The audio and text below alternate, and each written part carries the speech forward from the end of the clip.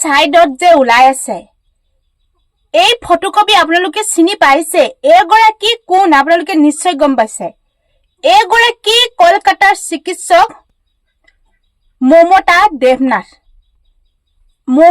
দেৱনাথক 20 জন দস্যুৱে নৰপিশাচে ধৰ্ষণ কৰি হত্যা কৰি পেলালে অকল ধৰ্ষণ কৰি হত্যা কৰাই নহয় 20 জন নৰপিশাচে কামুৰি হত্যা কৰিলে 100 কিমানটা দাগ আছে দেহত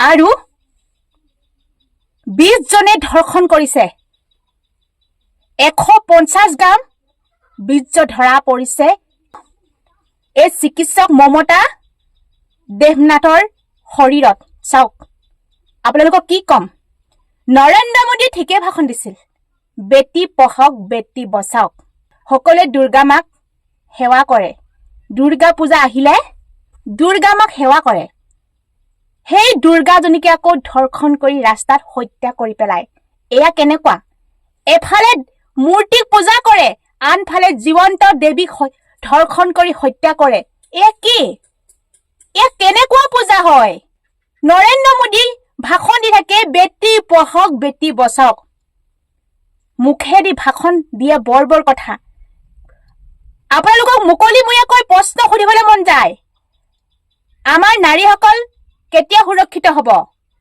মমতা যি দেৱনাথৰ লগত যি অন্যায় হৈ গ'ল যি বলি হ'ল 20 জন নৰপিশাচে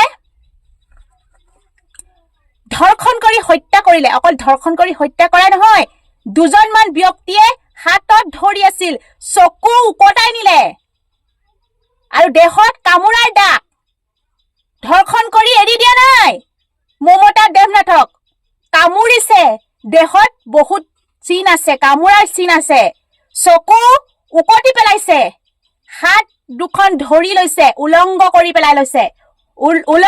লৈছে যেতিয়া মাক দেউতাকে মমতা দেৱনাথক নিজৰ কইনাক চাবলৈ বিচাৰিছিল তেতিয়া ফটো মাৰি দেখুৱাইছিল নিজৰ মাতৃক সেই মমতা দেৱনাথৰ ডেড বডিটো ফটো মাৰি দেখাইছিল স্পষ্টকৈ মাকে কৈছে যে উলংগ হৈ আছে মমতা ডেড বডি উলংগ আৰু এফালে মাটিত এটা ভৰি আছে এফালে এটা ভৰি এফালে এটা ভৰি দুফালে দুটা ভৰি মানে দি থৈছে গম পায় কেনেকৈ কিমান নিৰ্মম হত্যা কৰি পেলাইছে 20-18 জন মান সেই দস্যুৱে ধৰ্ষণ কৰি মাৰি পেলাইছে এতিয়া সকলো ৰাজ্যতে চিকিৎসকসকলে প্ৰতিবাদ কৰিছে আপোনালোকে নিশ্চয় দেখিছে সেই প্ৰতিবাদত শুনিবনে চৰকাৰে কিবা পদক্ষেপ ল'ব আপোনালোকে এই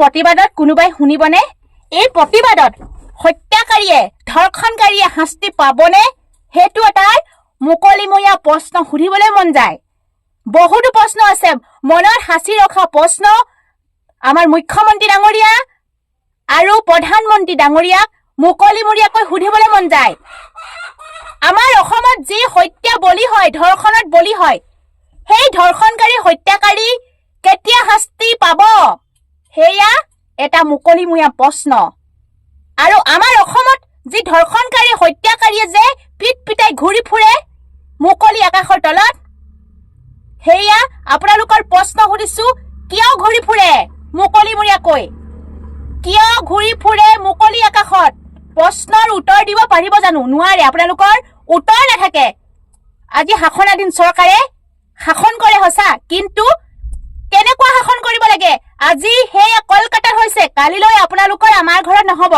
আজি আমি যদি মাতিলেও আমাৰ লাগে জগৰ বাক স্বাধীনতা আমি সাব্যস্ত কৰিব নোৱাৰো আমাৰ যেহেতু স্বাধীন অসম স্বাধীন ভাৰত আমি এনেই মুখেদি চিঞৰি থাকিব পাৰো গম পাইনে আপোনালোকে চিঞৰি থাকিব পাৰো আমাৰ অনা অসমীয়াই আমাৰ অসমত আহি দবাই থাকে আপোনালোকে এতিয়াই চাওকচোন এই মুহূৰ্তত বা এতিয়া এই কিদিনত চাওক যি আমাৰ আনলিগেলি মানে অবৈধ যি আমাৰ অবৈধ ট্ৰেডিং FYB এটা আহি আমাৰ দুখীয়াসকলৰ পৰা কোটি কোটি টকা লুটি পুটি লৈ গুচি গ'ল কোনে কিডাল কৰিলে আমাৰ অসমৰ কোম্পানী এটাই গৈ বাহিৰৰ দেশৰ পৰা এনেকে কোটি কোটি টকা লুটি আনিবলৈ পাৰিবনে?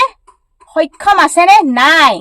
আমাৰ অসমত আহি অসমীয়াৰ ওচৰত অনা অসমীয়াই দবদবাই থাকে, গম পাইছে? আমাৰ অসম চৰকাৰে সুৰক্ষা দিয়ে অনা অসমীয়াক। আজি যদি সেই অবৈধ YBY ট্ৰেডিং এপক কিডাল কৰিব পাৰিলে? আমাৰ অসমত লুটি লুটি টকা লৈ গ'ল, কিডাল কৰিলে? কুডাল কৰিব নোৱাৰিলে? আমাৰ অসমীয়াখিনিয়ে মৰি থাকিলে। ট্ৰেডিঙৰ নামত যিখিনি পইচা গুচি গ'ল সেইখিনি আমাৰ দুখীয়াসকলেহে গম পায়। যি আপুনি মই নিজেই দুখী। Trading app YBY, stock market, money market, তেনেকুৱা শ্বেয়াৰ মাৰ্কেট যি আনলিগেলি তেনেকুৱা এপবিলাক আহি আমাৰ অসমত দবদবাই ঘূৰি ফুৰে আৰু আমি চিনিবই নোৱাৰো কোনটো কি লিগেল কোনটো আনলিগেল। আমাৰ অসমতে আহি বাহিৰা দেশৰ এপ এটাই আমাৰ পৰা লুটি পুটি লৈ গ'ল। আৰু এই মমতা দেৱনাথক ন্যায় কোনে দিব? কোনে দিব ন্যায়? আজি যি ডক্তৰক আমি চিকিৎসকক ভগৱান ৰূপে গণ্য কৰো, সেই ভগৱান, সেই এগৰাকী দেৱীক হত্যা কৰি পেলালে, ধৰ্ষণ কৰি। তাৰ দায়ী কোন? আপোনালোকে কওক, দায়ী কোন হ'ব তাৰ? আজি চিকিৎসকসকলে প্ৰতিবাদ কৰিছে, সেই প্ৰতিবাদত মমতা দেৱনাথে ন্যায় পাবনে? আজি আপোনালোকে ভাবি চাওক, কিমানে হত্যাৰ বলি হৈছে, কিমানক হত্যা কৰিছে, ধৰ্ষণ কৰিছে। আজিলৈকে আপোনালোকে আঙুলি দেখাব পাৰিব কোন গৰাকী হত্যাকাৰী আজিলৈকে শাস্তি দিছে আমাৰ অসম চৰকাৰে বা ভাৰত চৰকাৰে? আজিলৈকে শাস্তি দিয়া নাই। যদি এনেকুৱা ধৰ্ষণকাৰীক যদি ধৰ্ষণ কৰাৰ পিছত লিংগচ্ছেদ কৰিব লাগে বুলি, লিংগচ্ছেদ কৰিব বুলি যদি এখন আইন উলিয়ালেহেঁতেন, আজি নাৰীসকল সুৰক্ষিত হৈ থাকিলেহেঁতেন। নাৰীসকলক বেয়া দৃষ্টি চাবলৈ কোনেও সাহস নকৰিলেহেঁতেন, বেয়া দৃষ্টি ৰাখিবলৈ 1000 বাৰ চিন্তা কৰিলেহেঁতেন। সেনেকুৱা আমাৰ আইনেই নাই। তেনেকুৱা আইন কিয় নিদিয়ে উলিয়াই? আজি ধৰ্ষণ ধৰ্ষণ ধৰ্ষণ। ইটো নিউজ চাবা, এগৰাকী কিশোৰী ধৰ্ষণ, এগৰাকী বৃদ্ধা ধৰ্ষণ, এগৰাকী কন্যা ধৰ্ষণ, এগৰাকী সৰু কণমানি শিশু ধৰ্ষণ। তেনেকুৱা অকল ধৰ্ষণ ধৰ্ষণ ধৰ্ষণেই হৈছে। আজি নিউজ চাবই নোৱাৰি, ধৰ্ষণ অকল ধৰ্ষিতাই হৈ থাকে। আজি কেতিয়া বন্ধ হ'ব সেইবিলাক? মুকলিমূৰীয়াকৈ প্ৰশ্ন বহুত সুধিবলৈ মন যায়, কিন্তু উত্তৰটো নাপাওঁ। আজি আমি টিকা ফটা, আজি আমি পুৰা ফালি ফালি চিঞৰিছো, আমি ন্যায় বিচাৰিছো, কিন্তু সফল হ'ম জানো? যিসকল চিকিৎসকে আজি হাতত বেনাৰ লৈ পিনে প্ৰতিবাদ কৰিছে, সেই বেনাৰ প্ৰতিবাদত সফল হ'বনে? যিটো আশা লৈ প্ৰতিবাদ কৰিছে হ'বনে? যেনেকৈ কথা এটা আছে, চুৰ গ'লে বুদ্ধি, বৰষুণ গ'লে জাপি। তেনেকুৱাই হৈছে, এতিয়া চুৰ গ'ল, বুদ্ধি ওলাইছে, বৰষুণ গ'ল জাপি।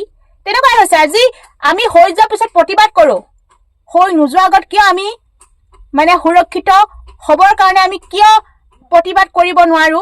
সকলো ওলাই নাহে প্ৰতিবাদ কৰিবলৈ, কাৰণ তোৰ ঘৰত হৈছে মোৰ ঘৰত হোৱা নাই নহয়, তেনেকুৱা প্ৰশ্ন আহে। হেৰৌ, যোনসকলে ভাবিছে তোৰ ঘৰত হৈছে মোৰ ঘৰত হোৱা নাই, আপোনালোকৰ এদিন দিন আহিব যেনেকে তুংগুৰি জুই উমি উমি জ্বলে, ওপৰলৈ পানী ছিটালে নিজৰ গাত পৰে, হাঁহিলে দাঁত ওলাই। তেনেকুৱা ফকৰা যোজনা আছে, ডিষ্টাৰ্ব আছে। আপোনালোকে যদি মাত নামাতে, আপোনালোকৰ ঘৰত কাৰোবাৰ এনেকুৱা হলেও মাত মাতিবলৈ কোনো নাহিব, মনত ৰাখিব। আপোনালোকৰ প্ৰশ্ন উত্তৰ আমি নাপাওঁ, হলেও ভিডিঅ' প্ৰস্তুত কৰি আছো। মমতা দেৱনাথক ন্যায় নোপোৱালৈকে এনেকৈ ভিডিঅ' বনাই যাম, আৰু মমতা দেৱনাথৰ আত্মাৰ চিৰশান্তি পাবলৈ ভগৱানৰ ওচৰত প্ৰাৰ্থনা কৰিছো, আৰু ঘৰখনে যাতে ন্যায় পায়, আৰু মমতা দেৱনাথক ন্যায় দিবৰ কাৰণে আমি আশাৰে বাট চাই আছো।